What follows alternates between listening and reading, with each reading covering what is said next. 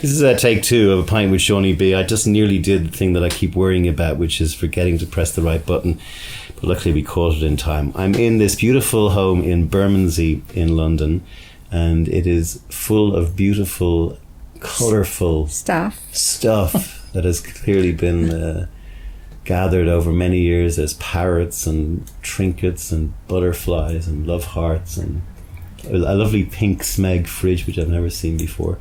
I'm in the home of somebody who is considered one of the doyens and leaders of the fashion scene in Britain for many, many decades. She is a leader of the Central St. Martin's Fashion School, and she received a MBE a few years ago for her services to fashion and textile design. She's also been involved in educating people as famous as John Galliano, Craig Green, Stella McCartney, Alexander McQueen, and Alexander McQueen's current creative director, Sarah Burton. I'm welcoming to the podcast Natalie Gibson. Welcome. Thank you. Was that a better intro? That was good. That was the second intro. Except I'm not head of fashion. No. I'll get into such trouble. I know. Anyway. So I just said a leader. Oh, yeah, okay. So that was different. The first time I got it wrong, said she was head of fashion, but you're head of the print fashion and text. with print. So all my students print or do something to fabric. Right. So I was reading a little bit, doing my research last night, and the print is the actual design of the fabric. Yes. Primarily what it doesn't necessarily have to be printed. It could be embroidered, or you can burn holes in it or something, but they do stuff with their fabric. So it's the raw material. So in an ideal world, they could use really cheap, crappy fabric or plastic or whatever, but make it look beautiful by doing something to it. Right. Because there's lots of bits of the fashion school. So you can do pure women's wear, pure men's wear. Yeah. You can do fashion with knit, fashion with print, fashion with marketing. So my students do fashion with print. We're going to try and maybe take a journey through your life. When I was researching you, I found that you're half Russian. Yeah, my father was Russian. Do you speak any Russian? Yet. Not yet. Actually, he taught me one phrase. It's not very useful, though. Is it rude? Well, I think I probably say it wrong now. No, it's not rude, because he taught me when I was 5, and it's Tushna Mushna Kotna Krishna. Oh. Can you speak Russian? No. It means Kushna, it means hush mice. The cat is on the roof. It's handy, isn't it? The chape sula, whatever. But I don't think I say it quite right now. So your father came here from Russia? He came from Moscow. He left Moscow at the revolution, 1917. Wow. He was born in 1900. Right, but he was a refugee or just ran I think off? he eventually ended up in London, but they went through Sweden. Okay. And your mother was? Scottish. Whereabouts in Scotland? Oh, Marisha, quite north, 20 miles from Inverness.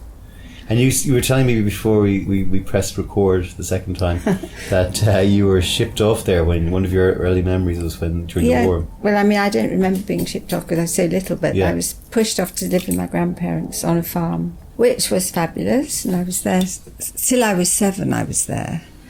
My father would appear occasionally in sort of full naval uniform with clutching a big Russian doll or something, because he'd been an archangel, because he could speak Russian, so he was in the Navy. Couldn't understand a word I said because I had such a thick Scottish accent. And where did the Scottish accent go? Well, because I was then sent to boarding school, age 7, no one understanding me. Yeah. It's tragic, really. I couldn't believe my parents sent me to boarding school. Anyway. Why did they send you to boarding school? Exactly. Well, they just said, "Oh, Natasha, that's what we'd have done if you'd been a boy." But I wasn't a boy. Anyway, I wrote to my grandfather, "Dear Blampa, please send me a pussycat." And he did. To boarding school? Yeah. What boarding school did you go to? It was called Frensham Heights. It was a progressive co-educational boarding school where I learnt very little. What did you study there? Well, the usual things, but I literally didn't have to think till I was about 13, because in those days, I don't know if it's the same, Scottish education's miles ahead of English education. Yeah. So I sort of lost all powers of concentration, basically, and spent my entire time in the art room. So when you came down, you were way ahead of everyone else who was your age? Yeah, for things like arithmetic and all that stuff, I didn't have to think. But and was that the start of your interest in art, or was it? Probably, because you don't remember doing before then. No, No, not really. And so when you were in the art room, that was your escape just from the tedium of learning something you'd already learned? My art teacher, can you believe this? She was called Frida Kahlo. Oh. No, Frida Harlow. Okay, not Kahlo. Frida Harlow, but it was quite close. She had a monobrow. I was very famous as well for having a monobrow like her, so I'm very conscious of that. Did you? I have to now pluck my eyebrows. Maybe we'll probably cut that out of the podcast. Well, you should leave it in. Yeah, maybe. I know, it's like... well, and so that was just your secondary school, so you were doing sort of getting to go to do A-levels and stuff like that, whatever they were called back then. O-levels and A-levels, yeah. And how were you? Did you know what you wanted to do? No, not really. Well, what happened was I was just starting my A-levels, and there was a boy called Philip Harrison who's in a band called the Temperance Seven. I don't know if you've ever heard of them. Right. And he went to Chelsea Art School. He was brilliant at drawing. And he was sort of leaning against the fabric, telling us all about Chelsea Art School. And I lived just round the corner my parents lived round the corner from there. So, dear Mummy and Daddy, I think I want to go to Chelsea Art School. And because of some hunky guy. Oh, he wasn't hunky. Oh, he wasn't hunky, no. He was really nice, but he was horrid. He was edgy, was he? At school he was horrid. He used to set light to our hair and stuff, but I like him now. Anyway, so my mother if you're listening, took my stuff off the wall and went round there. All paintings of cats, I might say. Oh yes, he said, she's very talented, she can come. I mean, that just wouldn't happen now. No. Nowadays I'd never have got in, you know. Right, it's just, and so I was a term late, so I never really got to grips with perspective or anatomy. I think I missed out on. But anyway, so I went to Chelsea Art School, and that was... So what was it like growing up in sort of London around that time? Like, so we're in sort of the 50s. Yeah, we're in the late 50s. Late 50s, so we're Beatlemania coming 56, and all that stuff. Yeah. I went to Chelsea Art School. Right, what was it like living here then? It was great because my parents lived in Chelsea, and there were these quite specifically groovy pubs in Chelsea at the time. There was one called Finch's in Fulham Road, and there was the Queen's Elm, which was further down, and another one called the Anglesey. And they used to leave me outside of these pubs with, you know, my ginger ale or whatever. Yeah. And then the day came when I went in. Got your own drink. So all these people who taught at Chelsea Art School, which was tiny, they were all really amazing practicing artists themselves. You know, there's Liz Frink and Bob Catworthy, and really brilliant people teaching, and they were all in the pub. You know, so it was very bohemian in those days. And opposite Chelsea Art School, the one I went to, there was kind of artist studios on the other side of the road, proper kind of Chelsea artists who wore cloaks and big hats. I just thought it was fantastic. How do you feel looking at Chelsea today, which is very rich and it's a bit vacuous, isn't it? Yeah, it's completely different. It's lost its soul, hasn't it? Well, there's something about these areas that when they're kind of run down, artists find them because they're cheap. And then when the artists take hold, they become attractive. All the other come in and kick the artists out, and the rents go through the roof. And I mean, even New York City, Manhattan, that sort of has happened. And you hear a lot of grumbling people in Manhattan. That it's just I think it's terribly sad what's happening to London. Yeah. Because how can anyone ever buy anything? Yeah. I was talking to some students the other day, and they were paying. Well, they'd gone to look at a flat. Maybe they were quite rich students actually, but the flat was $1,200 a week. I mean, that's what this house cost. Yeah, but it's ridiculous. Well, I mean, a number of people who are in the art world have commented about this issue to do with London, where zones 1, 2, 3, you can't be. You have to move out. You have to move out. And landlords kind of quadruple the rent all of a sudden. That seems shocking. And huge deposits required before you even move in. And the same thing's happening in Dublin, and the same thing's happening in Sydney, and the same thing's happening all over the world. So I don't know, we need to find new enclaves. But people, I mean, the Elephant Castle's all been pulled down, and they're building flats, but apparently they've all been bought by people in Hong Kong. Yeah. That shouldn't be allowed, should it? Well, that's what they call capitalism, I'm afraid. It's really sad. So Chelsea Art School was small then, right? It was tiny. It was above a polytechnic. It was at the top floor, and it was really well attended.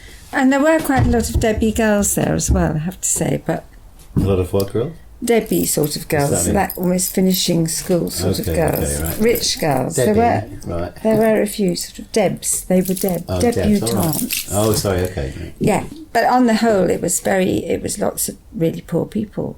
And nowadays, that's really hard getting into art school if you haven't got your right exams and you haven't got the right money because it's really expensive. Everything's changed. It's become much more exclusive, corporate and business-like, and money matters, Were your parents encouraging of your art?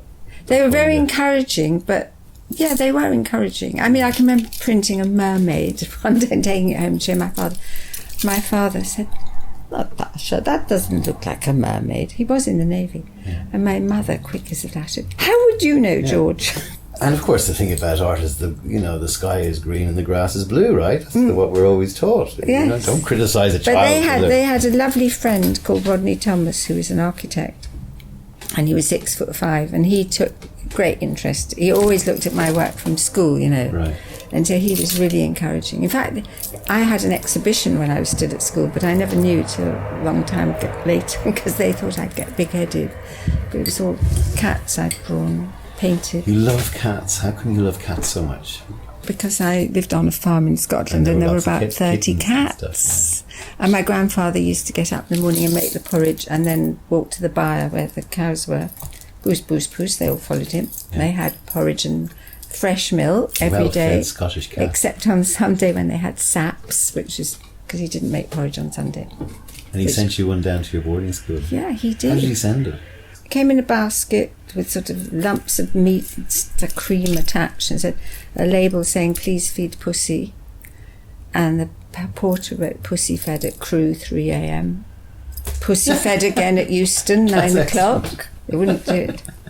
Yes, this very harassed secretary. I was doing woodwork. She said, "Natalie, were you expecting a cat?" So we had to go and they didn't mind you having one? No, they didn't seem to mind, but the cat didn't like the school porridge and kept running away, and then the maths master said he'd look after it till half term. Okay. So were you able to run down and see the cat? Yeah. And then my parents lived on the top floor of four floors up. We can't possibly have a cat going straight back to Scotland. Oh no. So I knew when I woke up it wouldn't be there, but actually it lasted 23 years. Really? Up in Scotland? It went back to Scotland? It stayed in London, and it was called Dubonnet because my father called it Dubonnet because it looked like there was a label on the Dubonnet bottle with a black and white cat. Yeah. And so that was your love affair with cats. So you started drawing cats was your first thing? Yeah, I got forbidden to draw cats at school because I drew too many cats. So when you're getting through your college years, was anything forming in your mind? I know I'm trying to aim for a Twiggy story in the 60s. So how do we get to that from leaving school? Like what was...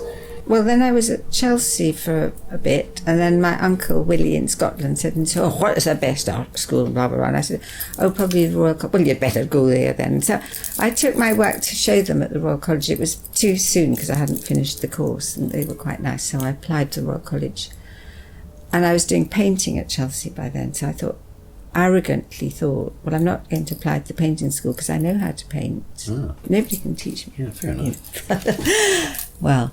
Anyway, so I thought, well, I'll do textiles because I'd had to do that as a craft because I said to you I got to Chelsea late and the sort of chic thing to do was a craft. You had to do a craft. So I went and did textiles. And you didn't know what really textiles... Well, I enjoyed it. They were, yeah. I enjoyed it, and I liked my time at Royal College. I was 3 years there. But it never sort of occurred to me I'd ever get a job. Yeah. I didn't really think that far ahead. Yeah. And then by the time I'd finished, I had a baby. Oh, really? As well. What age were you when you had a child? Well, he was born in 1961, so... Right. Was that out of the blue, or was that... You don't have to talk about it. Well, I was just trying to master the Dutch cap at the time. Brilliant. But, yeah, so... But what was it like to be, a mother like at that young age? And well, it was... I married a guy who was at St Martin's, and my parents... I told them on Friday that I was going to get married on Monday, and they were hysterical, you know. Bet, yeah. So everyone was hanging out the window at the Chelsea registry office to see if my parents were coming to stop it, but they didn't. But then they said they'd signed a suicide pact. Ooh. Anyway, they hid my birth certificate and everything, but anyway, got married. They were not happy? Not happy at all. Did they eventually get over it? Or? Yeah, sort of. Time heals. Or? They used to sort of march my children to Harrods to have their hair cut and stuff. They taught them to play bridge, and then if they lost, they had to go to Harrods. Of course, that they learnt to cheat. But yeah, a long time ago. So you were working with the textiles, and is this now when you started making your own prints that were starting to get? No, what happened was you used to do freelance. So you sort of I didn't even have a portfolio in those days. I just had a roll of designs, and I used to take them to people. I sort of got fed up because people always liked designs I'd done ages ago rather than the ones I'd just done. So I thought, well, I'll print my own. I'll print maybe 3 designs that I really like. So I was printing them upstairs and washing my screen in the bath and all that. Right. Here? Here. Oh, so it's okay. You moved here then? Yeah. To this house in the early 60s? Yeah. Wow. Caroline Conran was the buyer for Habitat at the time, Terrence's wife. Yeah. So she'd ordered 15 yards for lampshades, or people ordered this and that. And then she said, "Oh, Terrence has just come in and he likes that design and he wants to buy it." And I went, "Well, he can't because I'm doing it myself." Well, he'd like 2 more of his own, So, okay. Then she said, "Terrence wants to know how his designs are getting on." "Oh, they're fine. I've done one," which of course I hadn't because I didn't really believe him. Anyway, so I ended up doing an entire collection for him. Well, I was embarrassed. I went to the sort of opening and they were all my designs on the walls. I didn't quite know where to look. You were very humble. Well, I was just surprised. I know, but that was a big breakthrough. I know it was. I'd make more of it now. I mean, I was used to doing things for heels, and they'd have an opening. There'd be at least 12 designers who'd done stuff for the heels collection, and all the sales girls had to wear clothes made out of the fabrics for the party, that sort of thing. So I thought that the Conran one would be the same, but it wasn't. And then some friends of mine were doing, because Twiggy was sort of famous as a model, and some firm, and not a very nice firm, I don't think, in the West End, or decided they'd start, they'd use her to have a collection, a Twiggy collection. Yeah. And friends of mine were doing it, and they couldn't find any prints they liked. So that's how I started doing prints for Twiggy. Wow. So then my little 15 metres upstairs became impossible. So I had to go to Ireland to have them printed. Oh, where in Ireland? Lurgan? What's it Lurgan. called? Lurgan. Northern Ireland. Yeah, Northern Ireland. That's the only place I've been. You were now getting sort of a little bit semi-industrial. Yes, getting semi-industrial and quite scary. I was doing prints for all sorts of things, even lavatories and baths and anything that needed a print. I did tiles and tea towels, but then also because you don't, you can't really rely on that. And I had 2 children by then. Yeah. And I applied to do a day of teaching at Hornsey or something. I didn't hear, so I rang up and said, "What have I got a job or not? Because I'm going away for 3 months. I was going to Portugal 3 months, a holiday." Yeah. And they gave me a job, So being an art teacher kind of thing, or teaching textiles? Foundation students. Funny, because I went across the road to a gallery the other day. It was called Matt's Gallery, and we walked in. I said, "I just wanted to see your gallery because I'd heard it was great." And he said, "Oh, it's shut at the moment, but I'll show you." And he said, "But I recognise you." He said, "You taught me foundation in 1962. You have this big long list. I only mentioned a few at the start of the podcast of people who you've touched. How does it feel to have such a... It's kind of like It's a Wonderful Life, my favourite movie, where they show all the things that would have happened if you hadn't been here. Yeah, no, I think it's just I've just been around for so long. Yeah, well, that's you've been around teaching people. That was your first experience teaching, was it? Mm. I was terrified. You were terrified, yeah. I remember standing outside the door thinking, I've got to know more than they do, because they've just arrived and I've been at Royal College for 3 years. Yeah. Your own textile design stuff was getting into more business-like shape, was it? Well, that was the ones I was printing, but obviously I was selling designs to sort of companies in Italy and New York and wherever.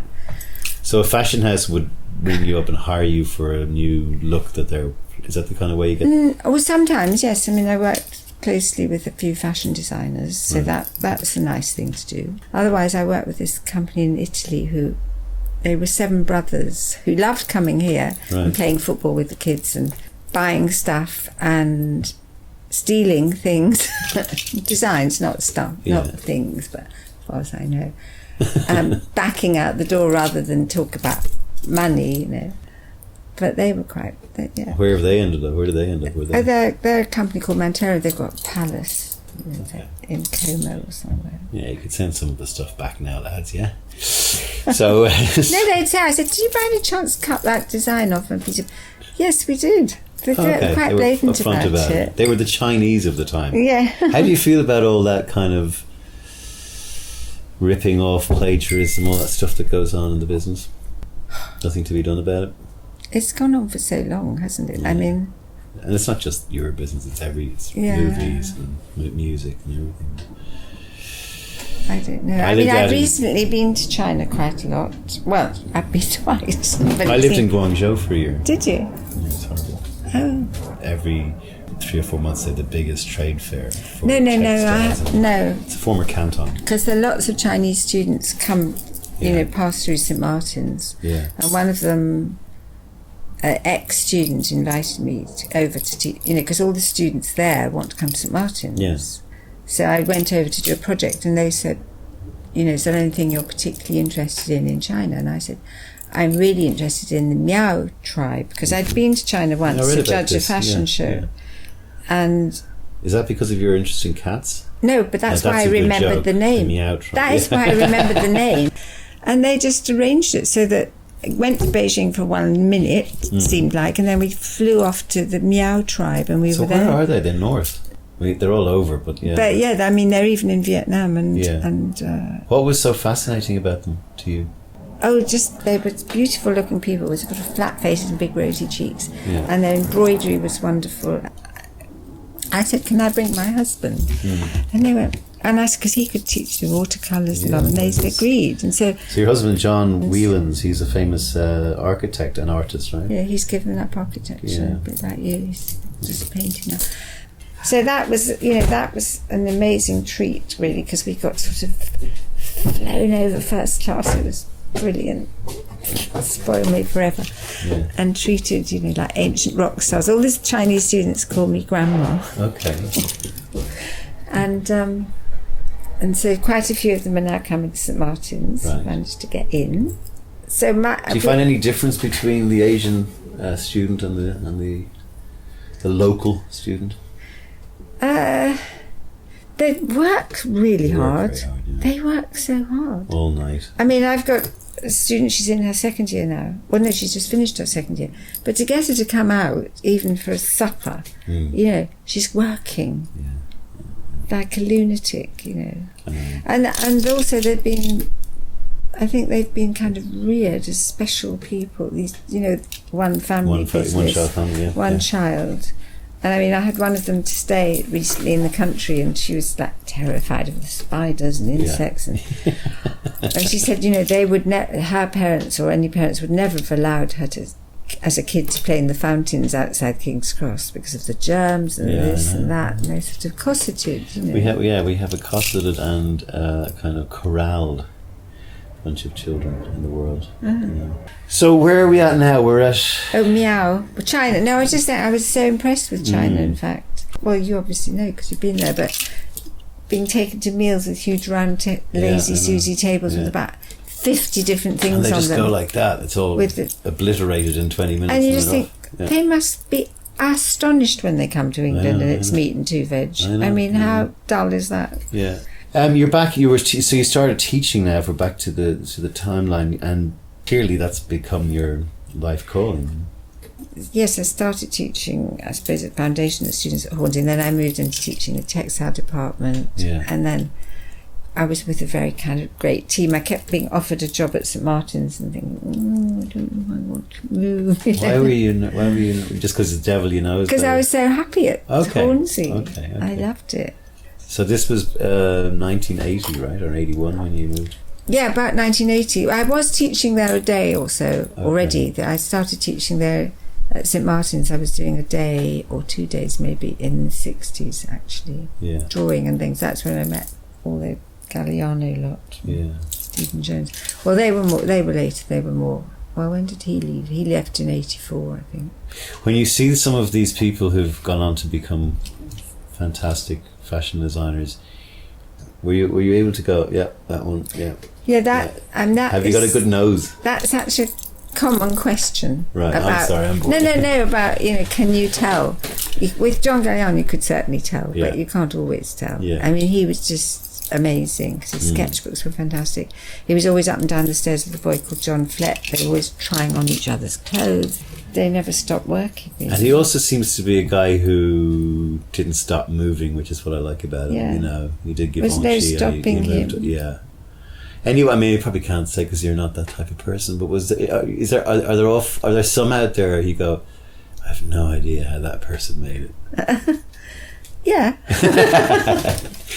And also, I mean, wherever I go meet ex-students, yeah, and I'm always so impressed that they're sort of still at it. Yeah. Do you know what I mean? It's easy to quit, I'm sure. Yeah. It's easy to get disheartened. Because so many fashion students, Yeah. they're not that many jobs, but Yeah. you've got to scratch the surface in all these fashion houses. They're there. And so ever since then, you've been involved very centrally at Central St. Martin's. Yes. And when you look back at the way that the world has changed, because I mean the idea that you have this anchor home here, which is the world has changed all around you. Yeah.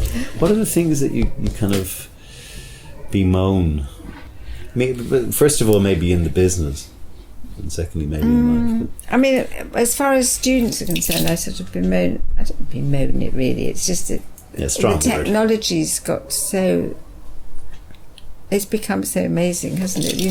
Yeah. You mention an artist, whereas they'd go and look up in the library. They just go click, click, click. Oh yeah. There's It no was effort so required. instant, mind-blowingly different. I mean, we didn't even have photocopiers when I was a student.